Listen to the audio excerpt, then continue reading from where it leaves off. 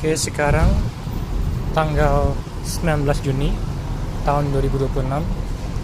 Sekarang gue lagi menuju ke kampus. Thoughts yang gue punya sekarang adalah semua yang kemarin plus yang baru adalah sekarang gue benar-benar sadar ya bahwa semua maunya itu berdasarkan habit semuanya. Jadi kalau misalkan kemarin gue nggak bisa fokus pas lagi ngerjain tugas dan gue akhirnya frustasi. Kenapa ya gue kalau ngerjain tugas nggak bisa fokus gitu. Ya itu bagian dari habit yang nggak beres. Jadi yang harus dilakukan jangan frustasi, terima saja habit jelek. Kalau kamu terinspirasi untuk berubah, ya kamu punya intensi buat merubah habitnya sedikit demi sedikit. Sekarang gue bangunnya telat lagi, tidurnya malam lagi, ya udah jangan frustasi. Telat dimarahin, ya udah itu adalah dampak dari habitmu yang jelek, dan asal lu punya intensi untuk membenarkan, gak apa-apa. Sekarang gue mau masuk ke kelas dulu.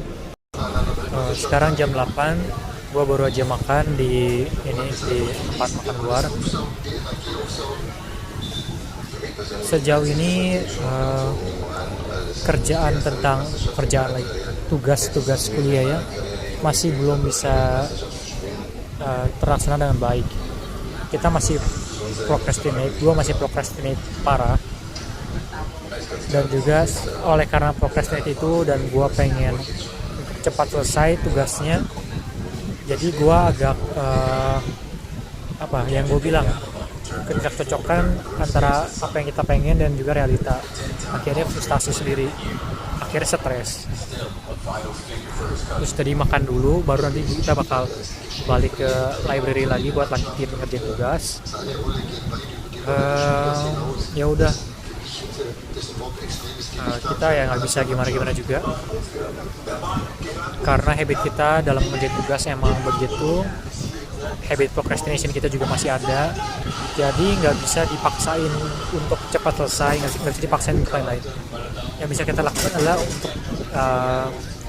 adalah dua, kita bikin semakin enjoy gimana? Enjoy kalau kita ngerti apa yang kita lakuin, dan juga kalau kita bisa ngelakuinnya. Jadi nanti gue bakal pecah, terus gue coba pelan-pelan, gak usah cepet-cepet, gue coba enjoy.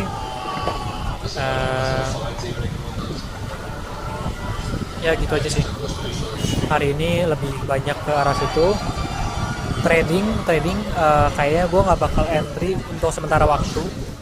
Mungkin sekitar 2 minggu kita nggak bakal masuk kali ya.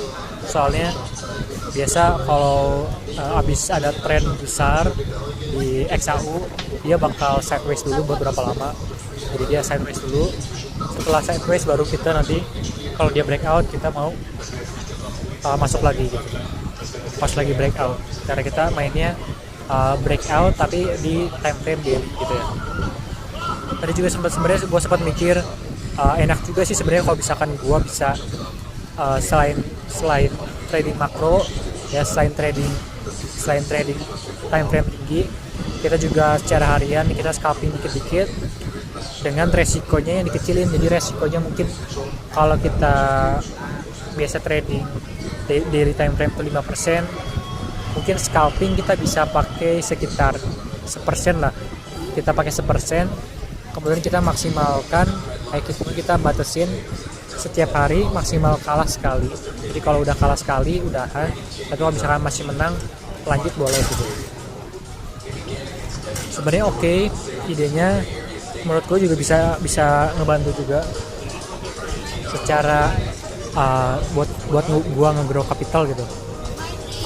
Kenapa? Karena ya misalkan 1% ya, kita bisa dapat 1/5, 5%, misalkan 5% per minggu atau per 2 minggu, sebulan bisa 20% ya kan.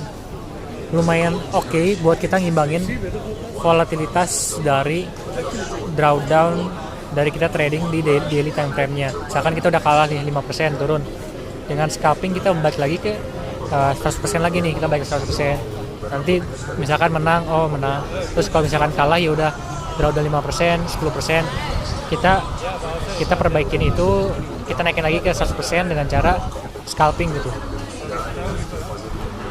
Mungkin bisa, cuman kalau mau mungkin gue lebih baik cobain dulu di demo account sih. Gue cobain dulu di demo account 6 bulan scalping ya kan, scalping pakai RSI aja. Sedangkan untuk trading di real account-nya gue bakal trading di daily time frame aja. Jadi gue nyobain di demo account, plus nanti gue tetap trading di real account-nya yang daily time frame aja. Nanti kalau misalkan berarti tahun depan gue udah oke scalping, progression kita di capital kita bakal lebih cepat lagi grow-nya. Antara resikonya lebih kecil ya kan, karena kita nggak bakal drawdown misalkan 15%, 20% itu nggak bakal. Atau ya kita jadi semakin cepat aja grow-nya. Misalkan awalnya kita proyeksi setiap tahun itu 16 kali ya pertumbuhannya. Sekarang kita misalkan jadi 30 kali, ditambah 2 kali, tambah 2 kali itu kan 2x, atau misalkan jadi 60 kali, kan sangat-sangat gede ya perubahannya.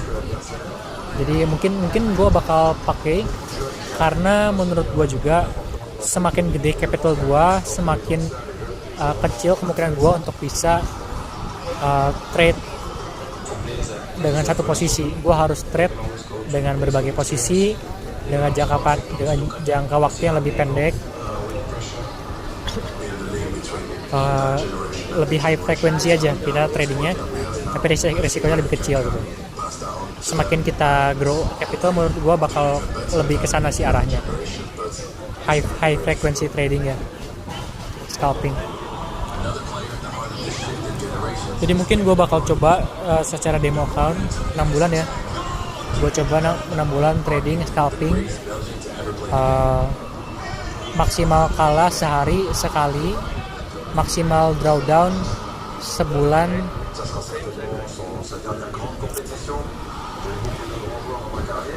Nah susahnya gini nih, kalau misalkan kita kalah 5 kali berturut-turut nih, agak ini sih bikin account kita jadi berat banget. Misalkan kita udah kalah 2 kali di daily time frame, udah kalah 2 kali di daily time frame, terus habis itu kalah 10 kali misalnya, atau kalah 5 kali di time frame biasa, kita makin cepat hilangnya.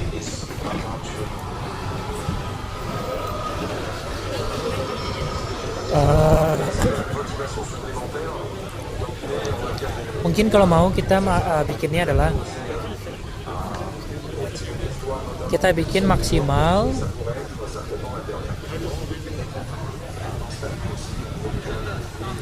mungkin kita trade-nya ya bukan 1%, malahan mungkin kita risk per trade-nya 0,5%. Jadi risk per trade 0,5%, risk per trade 0,5%, kita incer per bulan mungkin 10%. Per bulan kita incer 10% buat ngebantu nutupin drawdown aja.